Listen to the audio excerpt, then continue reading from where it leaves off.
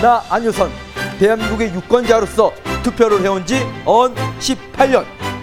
총선 때 투표를 하러 가면 2장의 종이에 도장을 찍었다. 지역구 후보에 찍는 한 표, 또 하나는 정당을 찍는 한 표. 이렇게 해서 300명의 국회의원을 뽑았지.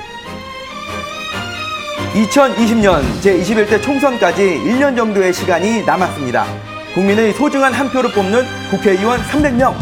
뽑는 방식은 똑같지만 이 300명을 구성하는 방식이 달라지려고 한답니다. 유권자로서 놓치지 말아야 할 것들은 무엇일까요?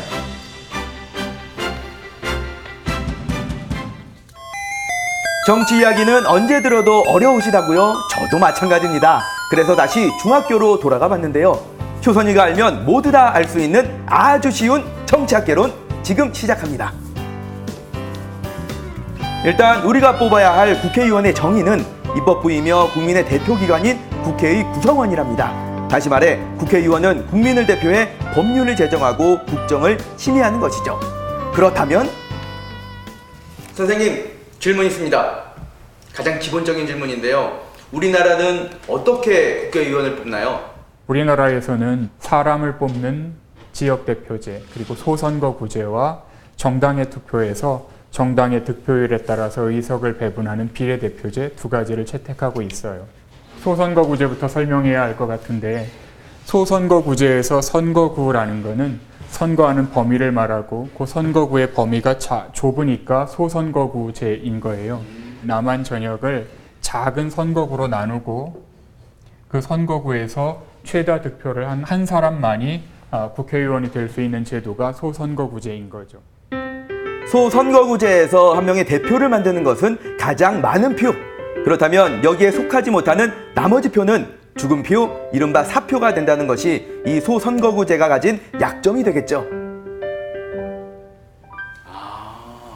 저 같은 경우도 예전에 투표를 하다 보면은 제가 원하는 사람을 뽑고 싶은데 안 될 것 같아가지고 사표가 될까봐 좀 될 만한 사람을 뽑은 적이 있거든요.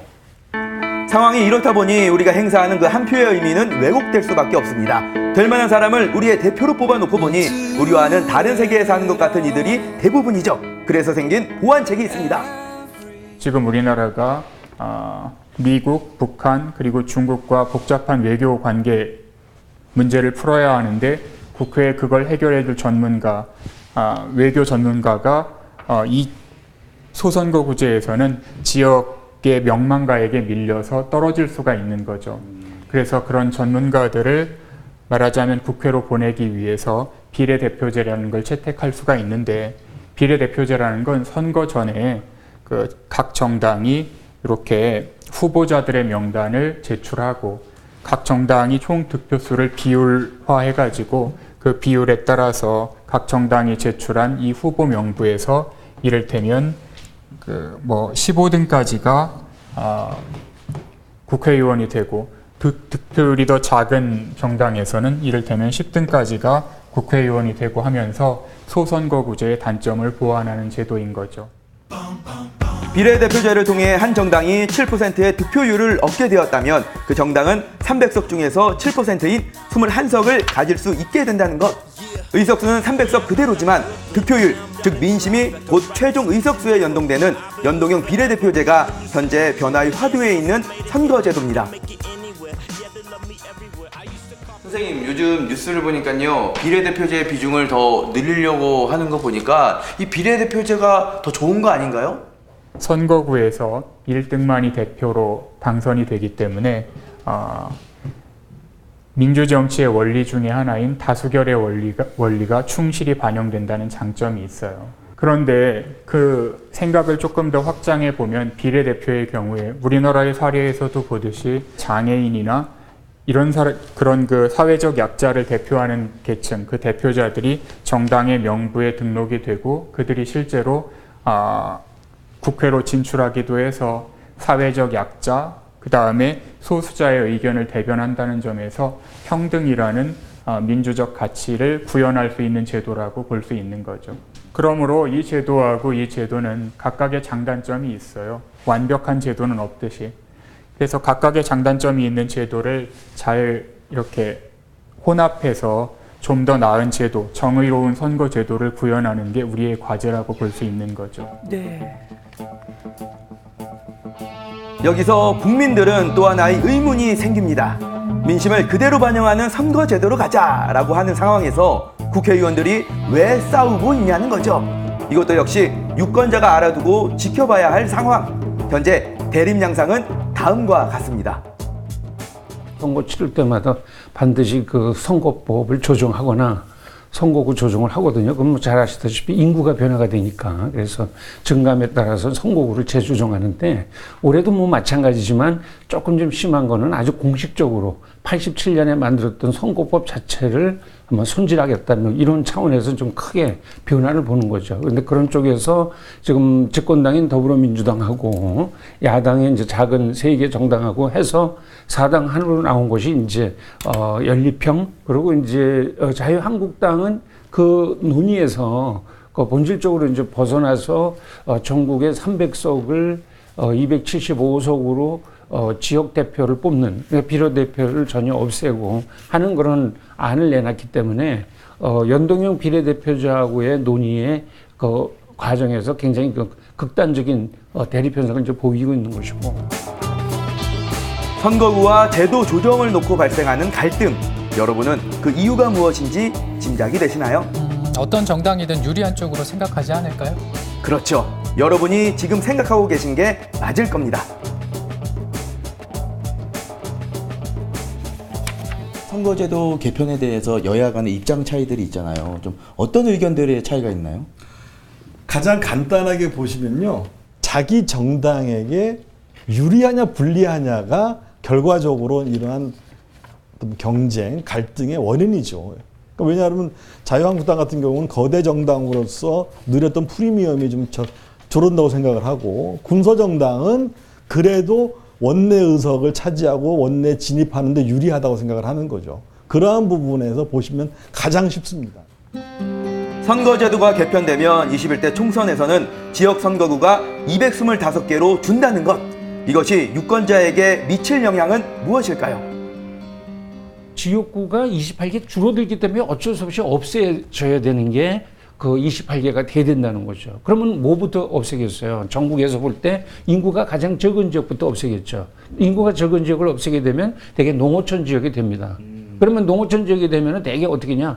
호남 같은 경우는 거의 뭐 6석 정도 줄어들고, 영남 같은 경우도 한 7석 정도 줄어들고, 우리 충청권도 한 4석 정도, 그 다음에 이제 수도권도 뭐 인구가 밀집되어 있으니까 거기도 줄어들지만 경기권 같은 경우도 농촌 지역이 많으니까 한 8, 9석. 그렇게 해서 결국은 전 지역을 28개 지역을 줄여야 되는데.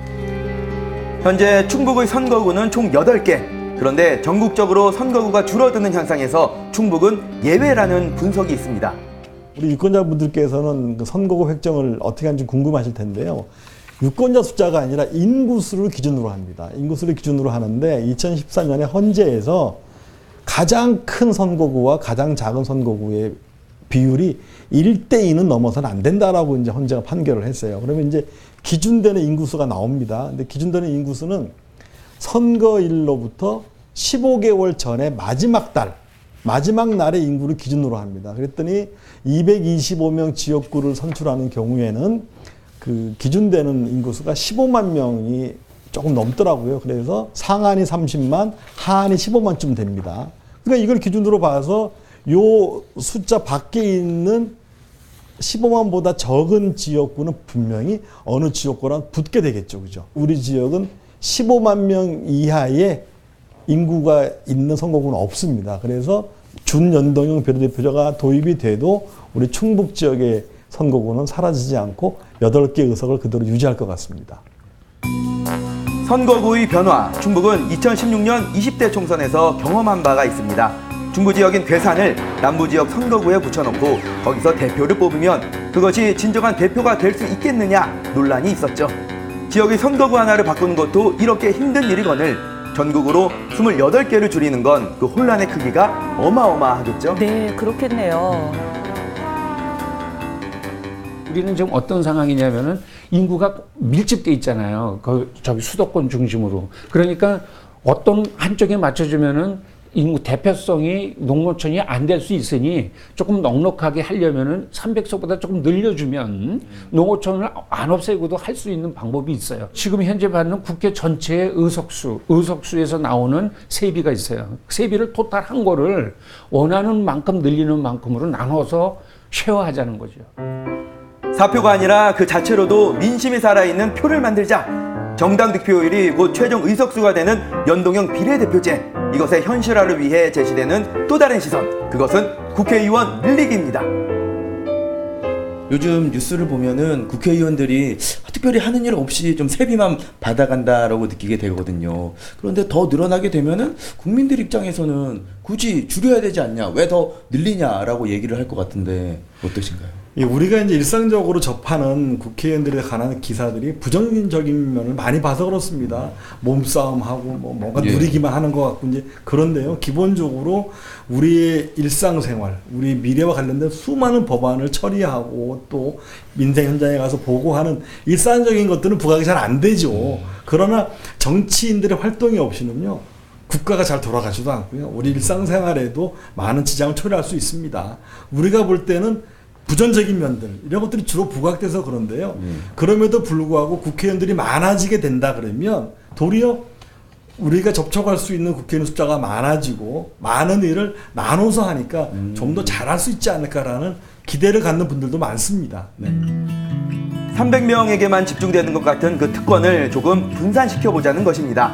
우리가 대표라고 뽑아놓은 사람들이니 마냥 미워하기 전에 어떤 선거제도가 유권자가 가진 뜻을 제대로 반영해줄지 고민하는 것. 그것이 진정한 민주주의에 한 걸음 더 가까이 다가가는 일 아닐까요?